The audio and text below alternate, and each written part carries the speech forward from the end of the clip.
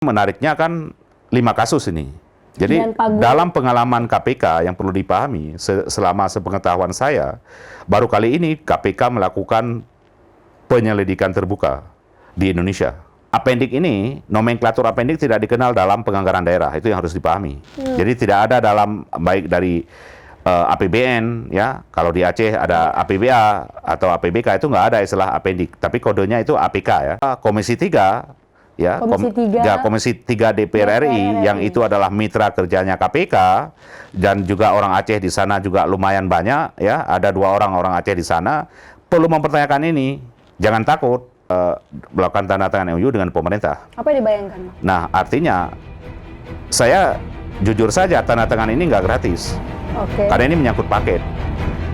Perlu dipahami bahwa dalam konteks pengadaan barang dan jasa di pemerintah Aceh saat ini, sampai hari ini masih korup.